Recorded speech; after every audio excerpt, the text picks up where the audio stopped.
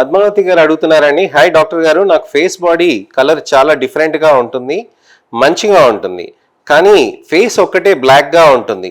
ఏం చేయమంటారు? బాడీ మొత్తం కలర్ అయితే బాగుంటుంది. ఎలాంటి జాగ్రత్తలు తీసుకోవాలి, ఎలాంటి ట్రీట్మెంట్ తీసుకోవాలనే దాని గురించి ఇవాళ మనం డిస్కస్ చేద్దామండి. నా వీక్షకులు సబ్స్క్రైబర్ పెట్టిన కామెంట్కి ఎందుకు నేను వీడియో రిప్లై చేస్తూ ఉంటానంటే, వీటికి ఎన్నో లక్షలాది మందికి ఉన్న సందేహాలు, అలాంటివి మిస్కన్సెప్షన్స్ అన్నిటివి పోతాయి కాబట్టే నేను దీనికి వీడియో రిప్లై చేస్తున్నానండి. ఈ ఇన్ఫర్మేషనల్ అవేర్నెస్ వీడియోతోటి నేను మీ ముందుకు వస్తున్నానండి. నేను మీ doctor Raj Kireet, Celestee skin laser and hair clinic, Jubilee Hills మరియు కోకాపేట్లో chief and founder dermatologist and hair transplant సర్జన్గా ప్రాక్టీస్ చేస్తున్నాను.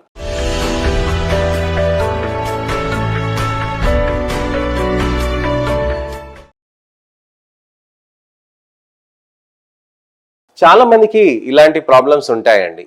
మొత్తం బాడీ అంతా ఫేర్గా ఉంటుందండి, ఫేస్ ఒకటి వచ్చేసి మెడ వచ్చేసి నల్లగా అవుతూ ఉంటుంది. ఎందుకు అవుతుంది అని అంటే, ఇది పర్మనెంట్ పిగ్మెంట్ డార్కనింగ్ అని అంటాం అనమాట. పర్మనెంట్ పిగ్మెంట్ డార్కనింగ్ అనేది ఏంటనంటే మనకి ఒక పిగ్మెంటేషన్ ప్రాబ్లం. ఇది చెడు పిగ్మెంటేషన్ అంటే చెడు పిగ్మెంటేషన్ కాదండి, మామూలు సింపుల్ పిగ్మెంటేషనే, కానీ మొండిది కూడా. కానీ ఈ పిగ్మెంటేషన్ ఎందుకు వస్తుంది? రిపీటెడ్గా సన్ ఎక్స్పోజర్ అవుతూ ఉంటే. సన్ ఎక్స్పోజరే అవుతే వస్తుందా సార్, సన్లైట్ తగిలితే కూడా వస్తుందా అని అంటే, సన్లైట్ తగిలితే కూడా వస్తూ ఉంటుంది. మీరు కిటికీల పక్కన కూర్చున్నా, మీరు ఎండలో మీరు కూర్చోకున్నా, బస్ స్టాప్లో ఉన్నా, లేకపోతే మీరు రిసార్ట్స్లో ఉన్నా, మీరు ఓపెన్ ఎయిర్లో ఉన్నా, వాటర్లో స్విమ్మింగ్ చేస్తున్నా కానీ ఖచ్చితంగా సన్ ఎక్స్పోజర్ అనేది జరుగుతూ ఉంటుంది. సన్లైట్ అనేది ఖచ్చితంగా మన దగ్గరకు వస్తుంది. అలా అని చెప్పి 4 గోడల మధ్యలో ఉండమని నేను చెప్పనండి, అలా అని కాదు. మనము జాగ్రత్తలు ఏం వహించాలి? సన్ స్క్రీన్ అనేది బాగా పెట్టుకోవాలి. సన్ స్క్రీన్ అనేది బాగా పెట్టుకొని మనం మంచిగా ట్రీట్మెంట్స్ చేసుకుంటే మంచి రిజల్ట్స్ అనేటివి వస్తాయి. సన్ స్క్రీన్స్ అనేది మనకి చర్మానికి ఒక మంచి కవచం లాంటిది. అసలు ట్యాన్ ఎందుకు వస్తుంది? Sunlight exposure. సన్లైట్ ఎక్స్పోజర్ అయినప్పుడు ఏమవుతుంది? నల్ల కణాలు మెలనోసైట్స్ అనేటివి మెలనిన్ ప్రొడక్షన్ చేస్తుంది. ఈ మెలనిన్ ప్రొడక్షన్ చేయడంతో ఏమవుతుంది? అక్కడ అల్ట్రావైలెట్ రేడియేషన్ని అబ్జర్వ్ చేసేసుకొని డిగ్రేడ్ అయిపోయి అక్కడ ఉండిపోతుంది. అక్కడ ఉన్నదానితో ఏమవుతుంది? నలుపు వస్తుంది, ట్యానింగ్ అవుతుంది. సో ట్యానింగ్కి మెయిన్ కారణం సన్లైట్. దానితో అయిన పర్యవసనం ఏంటంటే మెలనిన్ ప్రొడక్షన్. ఎక్కువ మెలనిన్ ప్రొడక్షన్ అవ్వటంతో అది పిగ్మెంటేషన్గా మారటం. సో ఇది సైకిల్. సో మనం అదే సన్లైట్ని మనం సన్ స్క్రీన్ తోటి కాపాడుకున్నాం అనుకోండి, మనకేమవుతుంది? చర్మానికి అసలు మెలనోసైట్కి మెలనిన్ ప్రొడక్షన్ అనే పని తగ్గుతుంది అనమాట. ఎందుకనంటే అల్ట్రావైలెట్ రేడియేషన్ చర్మం పైన పడకుండా కాపాడుతుంది సన్ స్క్రీన్. సో చర్మంలో ఉన్న నల్ల కణాలకి అంత అల్ట్రావైలెట్ రేడియేషన్ తగలదు కాబట్టి అది ప్రొడక్షన్ అనేది చేయదు. అప్పుడు ఏమవుతుంది? కొత్త మెలనిన్ అనేది రాకుండా ఉంటుంది అనమాట. మెలనిన్ అసలుకే రాకుండా ఉంటుందనంటే అలా ఉండదండి. కేవలం మెలనిన్ ఎక్కువ మోతాదులో కాకుండా నార్మల్ మోతాదులో ఇవ్వటానికని దాని పని అది చేసుకుంటూ ఉంటుంది. మీరు 4 గోడల మధ్యలో ఉంటే మీకు బ్రౌన్ కలర్ కానీ మీ స్కిన్ కలర్ కానీ రాకుండా తెల్లగా అయిపోతారని అంటే అలా కాదండి. మెలనిన్ ప్రొడక్షన్ అనేది మీకు నార్మల్ కంటెంట్గా అయిపోయేటప్పటికి మీ చర్మం కలర్ బెటర్గా అవుతుంది. అంతేగాని మీరు 4 గోడల మధ్యలో ఉంటే నేను అన్ని సెట్ అయిపోతుందని అంటే అలా కుదరదు. మనకి చర్మంలో నలుపు అనేది మంచిగా రావాలి, తగ్గాలి అని అంటే గనక, మనకి మంచిగా బెనిఫిట్స్ రావాలి అని అంటే మనం మంచి లేజర్స్, పీల్స్, ట్రీట్మెంట్స్ తీసుకోవాల్సిన అవసరం ఉంటుంది. ఫేస్ పైనే ఎందుకు, మెడ పైనే ఎక్కువ ఎందుకు అని అంటే మనం గుర్తుపెట్టుకోవాల్సింది ఏంటంటే, మనకి ఎప్పుడైనా కానీ బట్టలు అనేటివి మనకి సన్లైట్ నుంచి ఎక్స్పోజర్ అనేది బాగా తగ్గిస్తూ ఉంటుంది. అలానే నల్ల కణాల ఇంటెన్సిటీ కూడా, డెన్సిటీ కూడా మనకి చర్మంలో తక్కువగా ఉంటుందండి. ఫేస్ పైనే అలానే మెడ పైనే మనకి ఎక్కువగా ఉంటుంది. ఎందుకనంటే మనకు అక్కడ సన్లైట్ ఎక్స్పోజర్ ఎక్కువ ఉంటుంది కాబట్టి మెలనోసైట్స్ పని అనేది ఎక్కువగా ఉండాలి కాబట్టి అక్కడ ఉంటుంది అనమాట.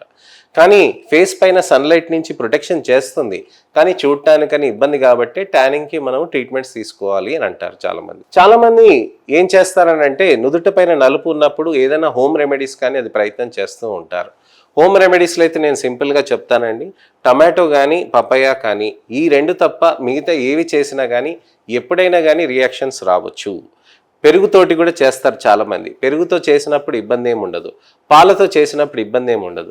పాలల్లో కాఫీ పొడి కానీ, పాలల్లో శనగపిండి కానీ, పాలల్లో తేనెలు కానీ ఇలాంటి వివిధ రకాలైన అడల్టరేషన్లు చేస్తేనే మేజర్గా స్కిన్లో రియాక్షన్స్ అనేటివి వస్తూ ఉంటాయి. నా దగ్గరకు వస్తారు కొంతమంది.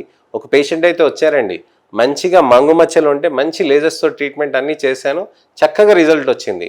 తను చూస్తూ ఉంటారు కూడా నా వీడియోస్. అయితే తను ఏం చేశారంటే, ఒక యూట్యూబ్ వీడియో చూసుకొని దాంట్లో కాఫీ పౌడర్ ఉన్నదాన్ని కలుపుకొని మొత్తం అంతా నల్లగా చేసుకొని వచ్చారు. నేను అసలు చూసి అర్థం కాలే, అసలు ఏం జరిగింది, మంచి రిజల్ట్ వచ్చింది కదా, అసలు మళ్ళీ ఏమైంది అని చెప్పి అడిగితే అప్పుడు నెమ్మదిగా చెప్తున్నారనమాట. సరే నేను అది కొద్దిగా హోమ్ రెమెడీస్ కోసం ప్రయత్నం చేశాను, దాంతో అది వికటించి ఇంకా నల్లగా మారింది. అసలు నేను ఇప్పుడు ఏం ట్రై చేయను సార్, మీరు ఇచ్చిందే అని చేస్తానని చెప్పేసి ఒక నెలలో మంచిగా నేను ఇచ్చింది వాడుకొని మంచి ట్రీట్మెంట్ తెచ్చుకున్నారనమాట, మంచి రిజల్ట్ తెచ్చుకున్నారు.